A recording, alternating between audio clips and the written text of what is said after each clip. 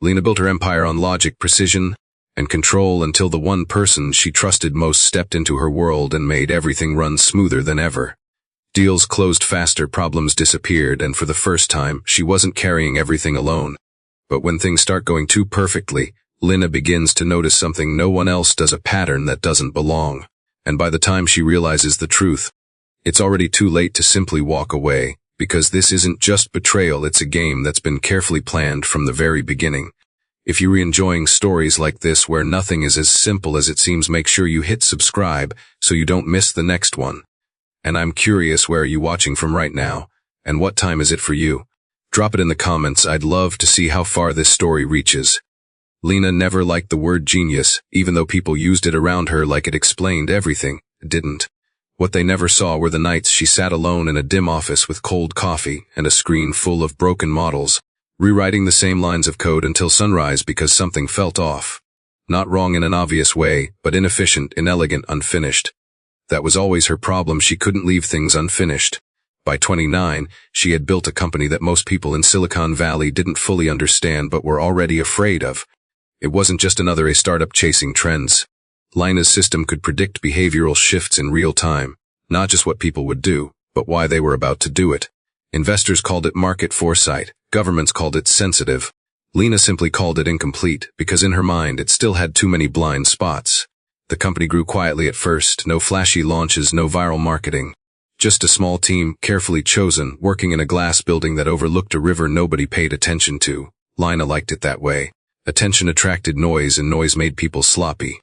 She had seen too many founders burn out trying to impress rooms full of people who didn't understand what they were building. She wasn't interested in applause. She wanted control. But control has a cost. 6 months before Marcus entered her life, things started to shift. A key contract fell through without warning, then another. A partner company abruptly withdrew, citing strategic realignment, which Lina immediately knew was a polite lie. Competitors began releasing products suspiciously similar to features her team had been developing in private. It wasn't enough to destroy her company overnight, but it was enough to tighten the margins, enough to create pressure. And pressure, Lina knew, was how systems failed gradually, then all at once. Her team didn't see it yet. To them, everything still looked stable. Salaries were paid, updates were shipping, meetings continued as usual. But Lina noticed the patterns beneath the surface, the subtle inconsistencies. She spent longer hours reviewing internal logs, tracing access points, mapping out who touched what and when. Nothing was clearly wrong, which somehow made it worse. It meant whoever or whatever was causing the disruption understood how to stay invisible. That was when Marcus appeared. He didn't come in loudly, no dramatic entrance, no aggressive pitch. Just a meeting request, passed through 3 layers of assistance, written in a tone that was almost casual. He introduced himself as a venture investor who had been watching her work for some time. Normally, Lina would have ignored it. Plenty of investors claimed that.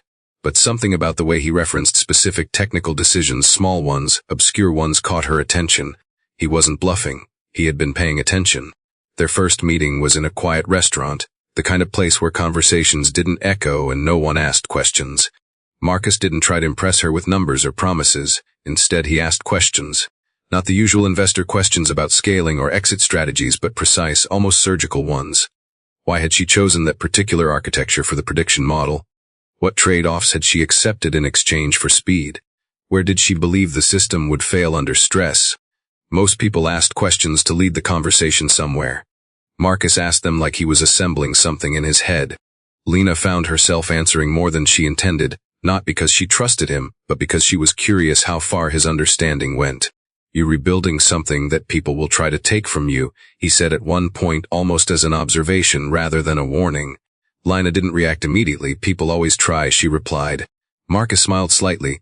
"Most people don't succeed. That's the difference." It wasn't a threat. It wasn't even advice. Just a statement delivered with quiet confidence. And for the first time in months, Lina felt like she was speaking to someone who understood the game at the same level she did. The second meeting came quickly, then the third. What started as cautious discussions turned into longer conversations, then strategy sessions. Marcus began pointing out weaknesses in her company's positioning, not flaws in the technology, but in how it was being protected, presented, negotiated. He spoke about leverage, about timing, about how power shifted not through force but through perception. Lina didn't like admitting it even to herself, but he was right about several things. Small things at first, adjustments she could test without risk, And when she did, she saw results. A delayed negotiation suddenly moved in her favor. A hesitant partner reconsidered. Pressure points eased just slightly, but enough to matter. Trust didn't come all at once. It never did with Lina. It built slowly, almost reluctantly, piece by piece. Marcus never asked for it directly, which made it easier to give. He never pushed for access, never demanded control. He simply positioned himself as someone useful, someone who could see angles she hadn't considered. Somewhere along the way, the conversation shifted. They weren't always about the company anymore. Sometimes they talked about nothing in particular, cities they'd lived in, decisions they regretted, things they would never admit publicly. Marcus had a way of listening that made silence feel intentional rather than awkward. Lina found herself staying longer after meetings, not because she needed to, but because leaving felt abrupt. People around her started to notice, not the details, just the change. She seemed less tense, more focused. The company stabilized, slowly but noticeably. Deals that had been slipping away came back. New opportunities appeared, seemingly out of nowhere. Internally, Marcus's name began to circulate, not officially, but in the quiet way teams acknowledge an unseen influence. When he finally proposed formal involvement, investment, advisory position, deeper integration, it didn't feel like a leap. It felt like the next logical step. Lina reviewed the terms carefully, of course. She always did. Nothing in the contract looked unusual. If anything, it was cleaner than most deals she had seen. You don't have to decide now, Marcus told her, leaning back in his chair, completely at ease. Take your time. Lina studied him for a moment. Most people in his position would have pushed, added urgency, created pressure. He didn't. And that, more than anything else, made the decision easier. A week later she signed. From the outside, it looked like a perfect alignment. A brilliant founder and a strategic investor, combining strengths at exactly the right moment.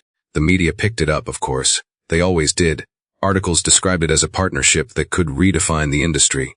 Photos of them together began to circulate at conferences, at private events, always standing just close enough to suggest something more without confirming it. Inside the company, the shift was subtle but undeniable. Marcus had access now, not unlimited, but significant. He attended key meetings, reviewed internal strategies, asked the same precise questions he always had. Lina remained in control, technically and visibly. Nothing about that had changed. And yet something had. Not in a way that could be pointed to directly, not something anyone could name. Just a slight realignment of gravity, as if the center of the system had shifted by a fraction. Too small to notice at first. Too small to matter. At least, that's what it looked like. If Lina's world had always been built on control, then what Marcus introduced into it wasn't chaos, it was something far more dangerous, comfort. Not the obvious kind, not warmth or ease in any emotional sense, but a quieter, more strategic form of relief. Problems that once required hours of solitary analysis began resolving themselves faster, sometimes before Lina had fully mapped them out. It wasn't that Marcus replaced her thinking, he simply moved one step ahead of it. Just enough to make her feel like she was no longer carrying everything alone. And that subtle shift, more than anything else, was where trust began to root itself. At first it showed up in small decisions. Lina would bring up a negotiation she was preparing for, outlining her approach with the same precision she always used, laying out variables, possible outcomes, fallback positions. Marcus would listen without interrupting, fingers loosely wrapped around a glass, eyes focused but unreadable. Then he'd ask one question, just one that would tilt the entire framework slightly off balance. Not enough to break it, just enough to expose something she hadn't accounted for. What happens if they were not negotiating for profit? He asked once, almost casually. Lina paused because she had assumed profit was the motive. It always was, wasn't it? But Marcus didn't elaborate, he didn't need to. That single question forced her to rethink the entire strategy, and when she did, she realized the other party was trying to secure influence. Not immediate gain. She adjusted accordingly, and the deal closed in her favor within 48 hours. Moments like that began to stack quietly, consistently. Marcus never claimed credit, never framed his input as superior. If anything, he positioned it as collaborative, like they were refining something together. But Lina noticed the pattern. He anticipated pressure points before they surfaced, understood people before they revealed themselves, and navigated complexity with an ease that didn't feel rehearsed. It wasn't luck, it was design. Inside the company, his presence started to ripple outward. He didn't interfere with day-to-day operations, didn't disrupt Lina's authority, but he observed everything. Meetings that once followed predictable rhythms began to shift when he was in the room. He'd sit slightly off to the side, saying nothing for long stretches, letting conversations unfold. Then, at just the right moment, he'd interject, not to dominate, but to redirect, a question here, a reframing there. People found themselves agreeing with him before they fully understood why. It wasn't manipulation in the obvious sense, it was alignment. He made his perspective feel like the natural conclusion. Lina watched all of this carefully. She always did. Trust, for her, wasn't blind, it was monitored. Every interaction, every outcome, every deviation from expectation was something she logged, mentally if not formally. And yet over time the data kept pointing in the same direction. Marcus was an asset, not just useful but stabilizing. The subtle disruptions that had been threatening her company months ago began to fade. Competitors lost momentum. Internal systems tightened. Even the team seemed more focused, as if the uncertainty that had once lingered in the background had been quietly removed.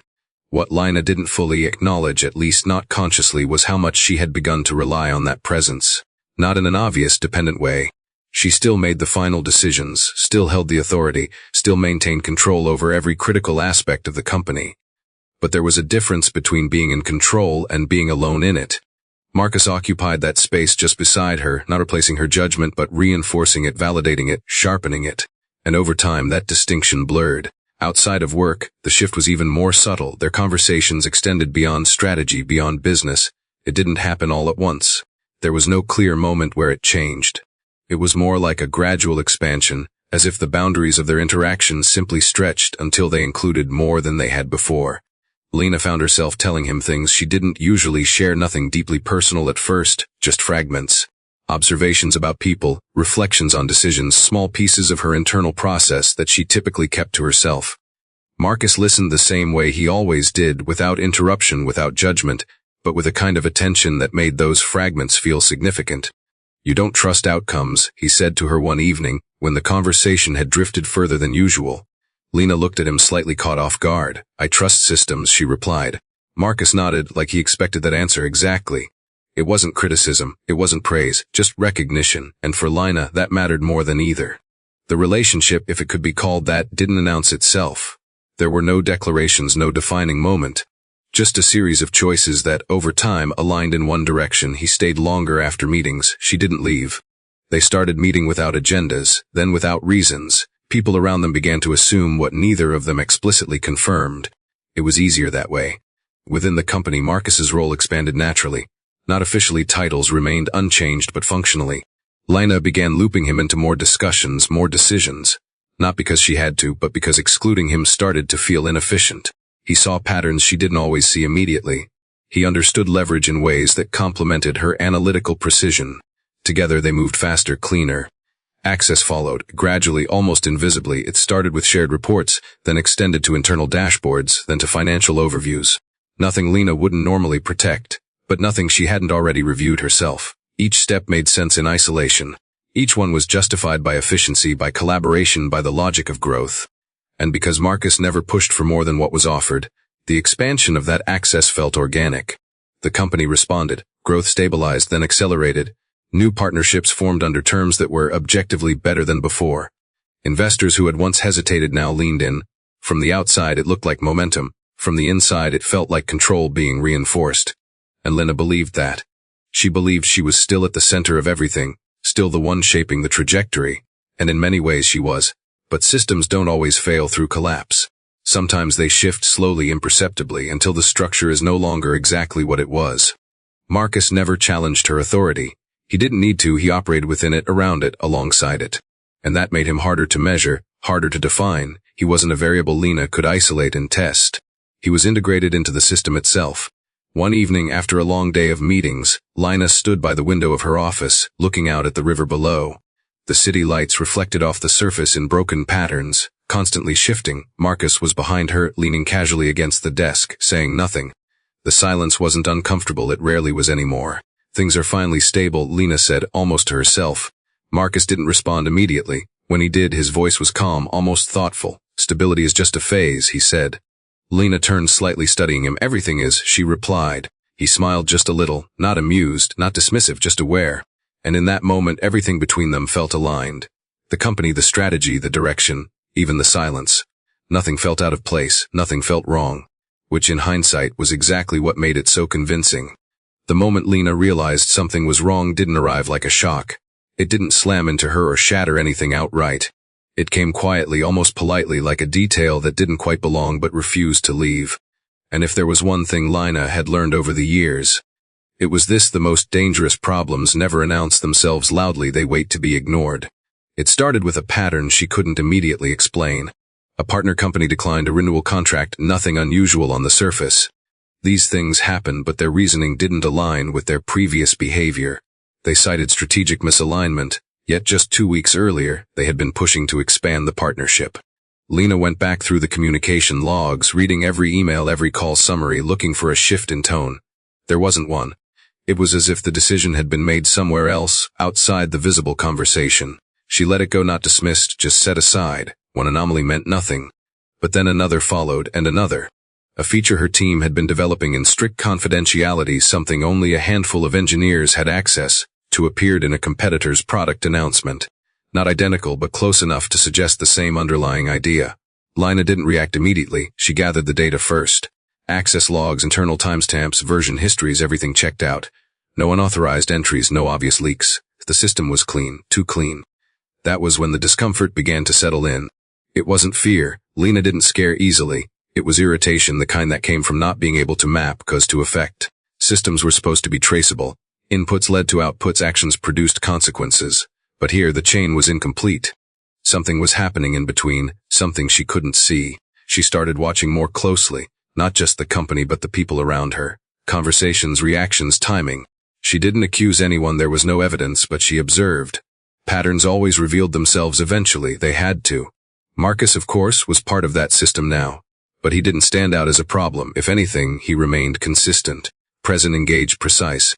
He continued to contribute in the same measured way, offering insights that improved outcomes, never overstepping, never creating friction. If Lina had tried to isolate variables, he would have ranked as one of the most stable ones.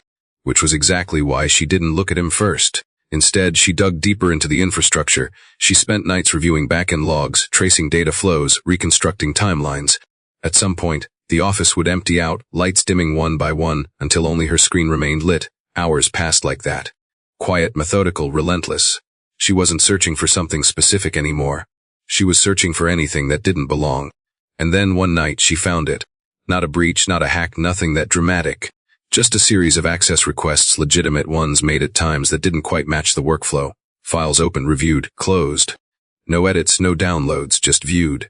On their own, they meant nothing. Anyone with the right clearance could have accessed them. But Lina didn't look at events individually, she looked at sequences. These accesses formed a pattern. They always happened shortly before something external shifted, a competitor move, a partner decision, a market reaction. The timing wasn't exact, but it was close enough to raise a question. Lina mapped it out, building a timeline, aligning internal activity with external outcomes. The correlation wasn't perfect, but it was there. And once she saw it, she couldn't unsee it. Still, correlation wasn't proof, it was just a direction. She traced the access points further, narrowing down who had the permissions, who had actually used them. The list wasn't long. Senior engineers, a few executives, and Marcus. She paused there, not because she believed it, but because the idea itself felt inefficient. Marcus had no reason to act against her.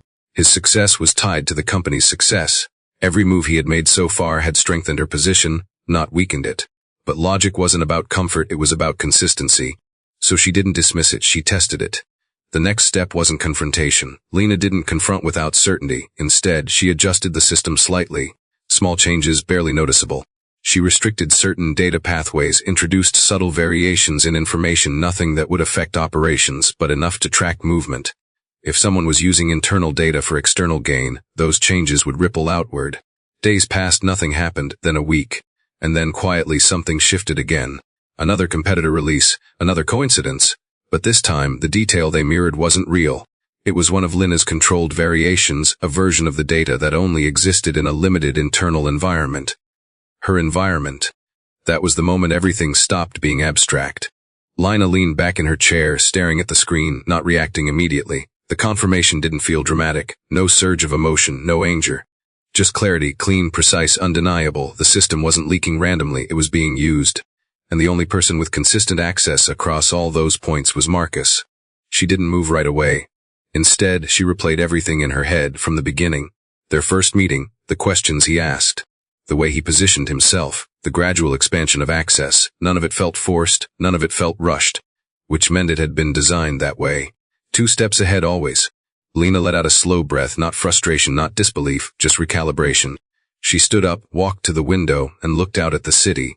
Everything below moved as it always did: cars, lights, people unaware of anything beyond their immediate path. It was almost ironic.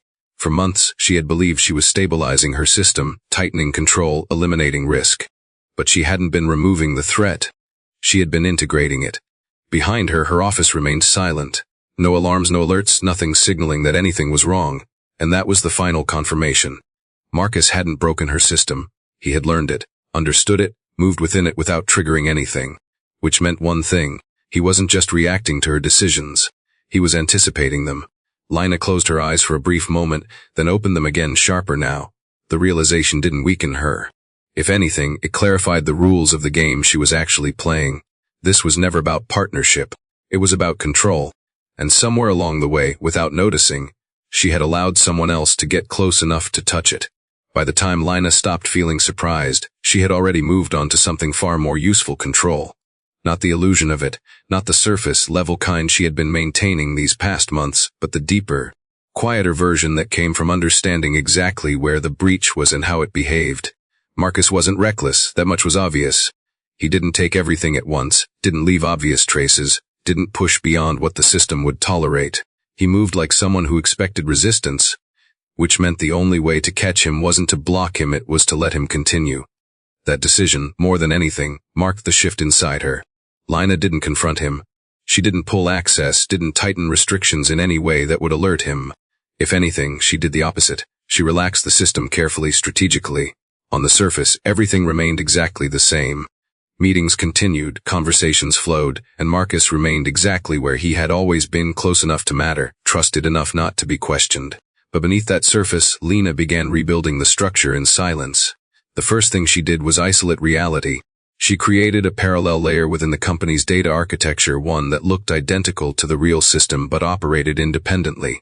It wasn't a full replica, not something that would raise suspicion if accessed. It was selective, precise. Certain datasets, certain projections, certain internal reports were duplicated but subtly altered. Not enough to seem fake, not enough to break logic, but enough to create divergence. If someone used that information externally, the results would carry those fingerprints. It took days to set up, longer to refine. Lina worked mostly at night again, just like she used to when the office was empty and no one asked questions.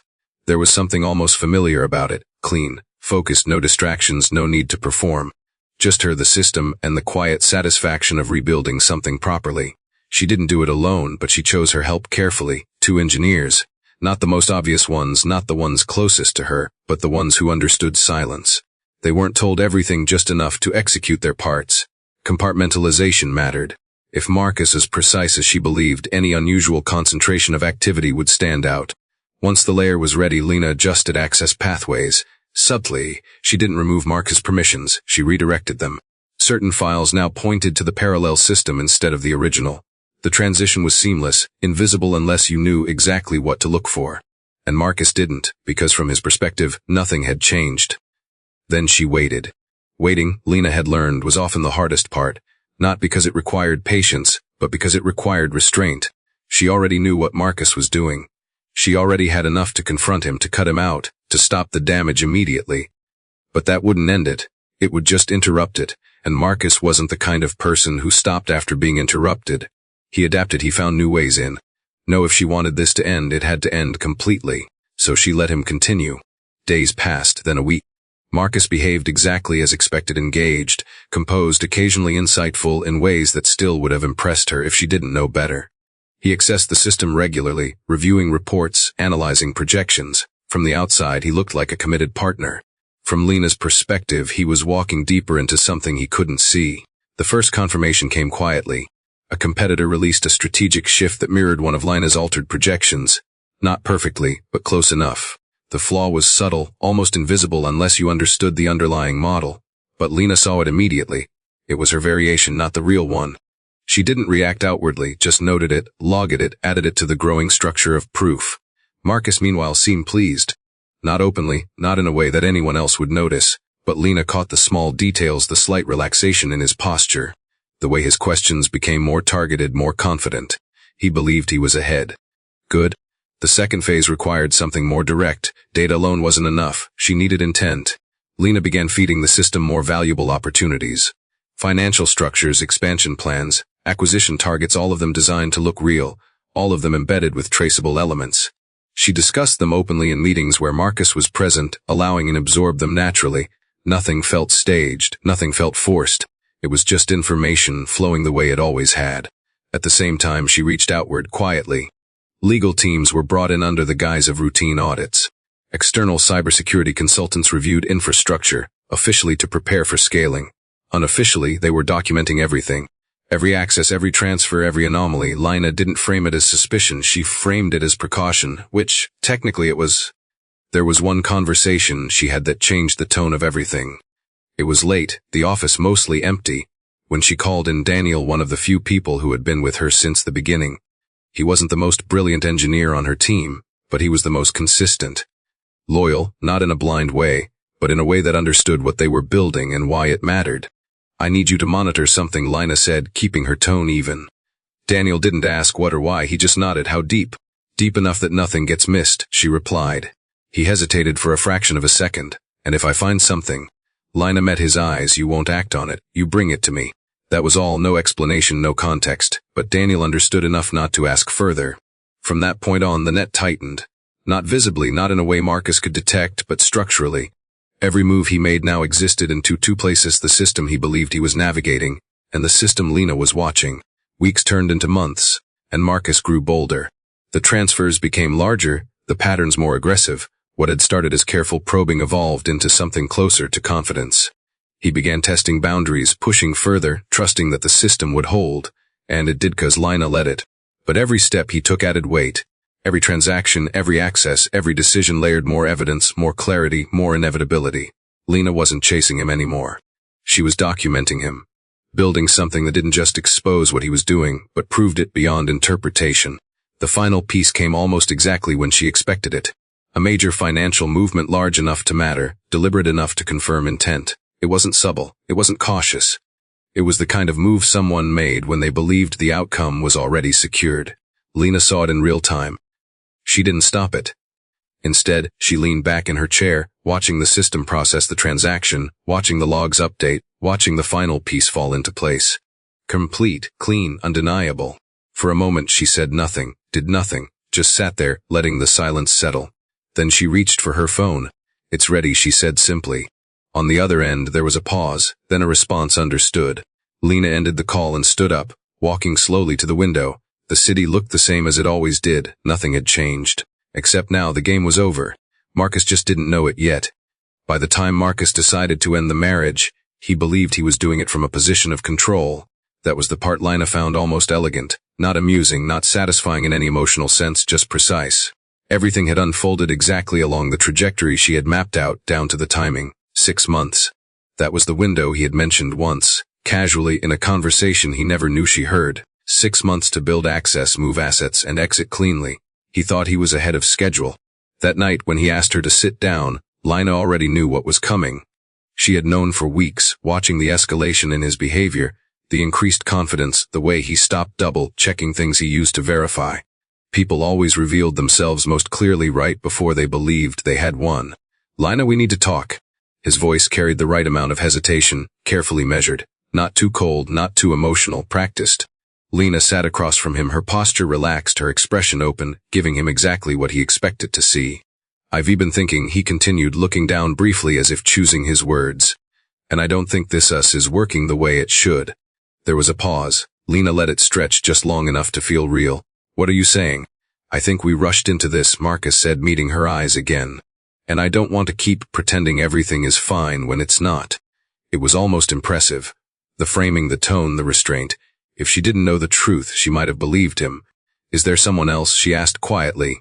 He shook his head immediately. "No, this isn't about anyone else, it's about clarity."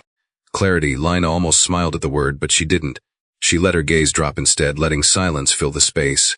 On the surface, everything about her reaction aligned with what he expected: confusion, hesitation, a controlled kind of hurt.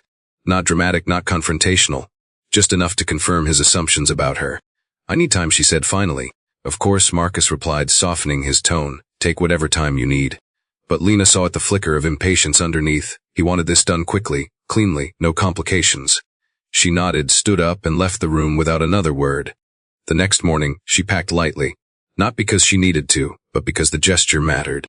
Marcus watched from the doorway, leaning slightly against the frame, arms crossed in a way that was meant to look casual but wasn't. "You were leaving?" he asked. "For a few days," Lina said. "I need space to think." He nodded, exactly as expected. "That's fair." There was a moment where their eyes met. For a fraction of a second, something almost shifted, something unreadable, something that might have been instinct. But it passed. Marcus gave a small, reassuring smile. "We'll figure this out," he said. Lina held his gaze just a second longer than necessary. "We already have," she replied softly. Then she left. The door closed behind her with a quiet, final sound. Inside, Marcus didn't wait long. The moment he was alone, his entire posture changed. The hesitation disappeared, replaced by urgency. He moved quickly, pulling out his phone, dialing a number he clearly knew by memory.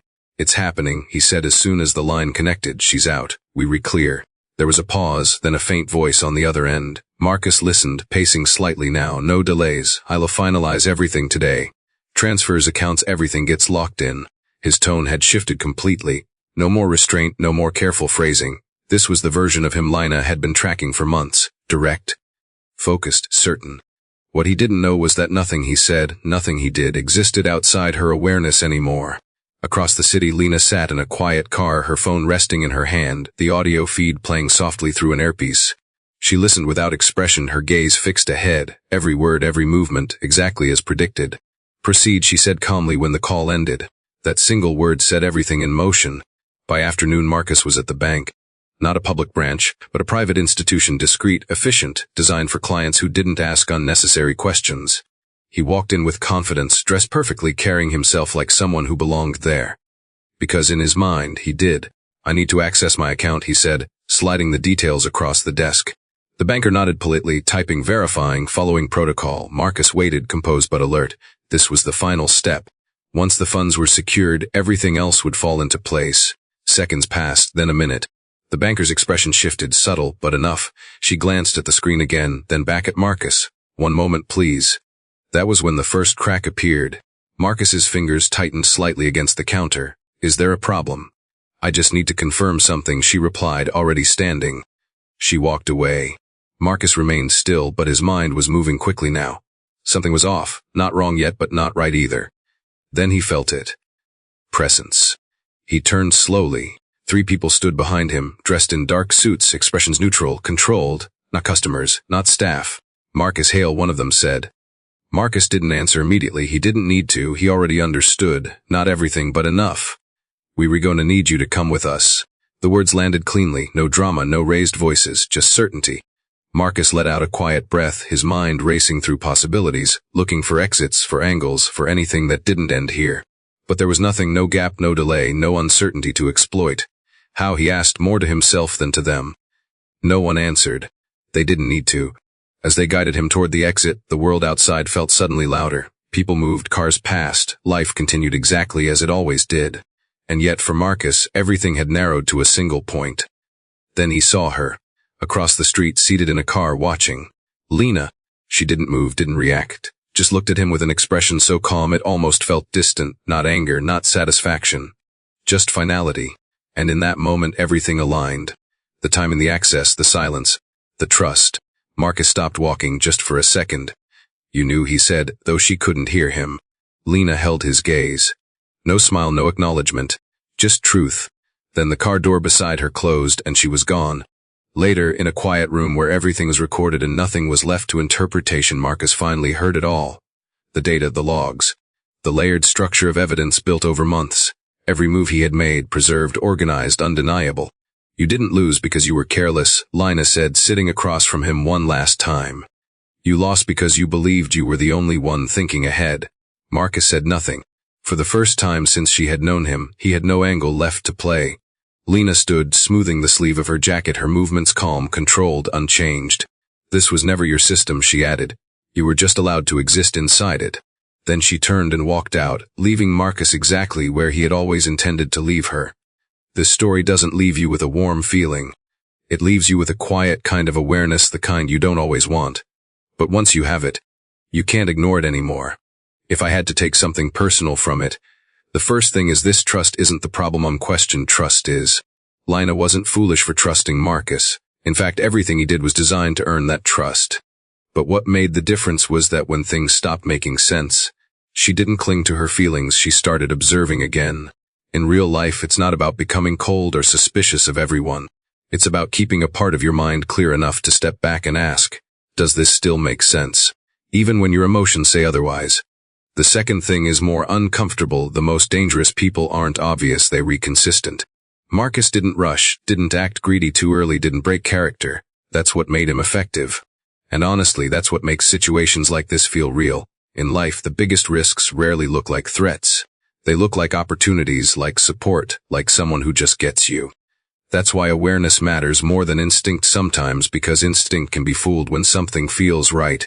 Another thing that stayed with me is this: control isn't about reacting fast, it's about choosing when to act. Lina didn't explode, didn't confront him the moment she found out. That must have taken a huge amount of restraint. Most people, including me, would probably react immediately out of anger or hurt.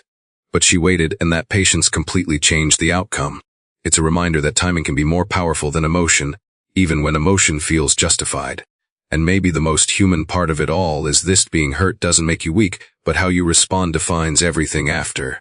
Lina was betrayed in a very personal way, not just professionally, but instead of collapsing or pretending it didn't matter, she adapted. She became sharper, not colder in a cruel sense, but clearer. That shift feels real because people don't always break after betrayal. Sometimes they just stop being naive. If there's one quiet takeaway, it's this: not everyone who stands beside you is on your side, and not every victory looks like one until the very end.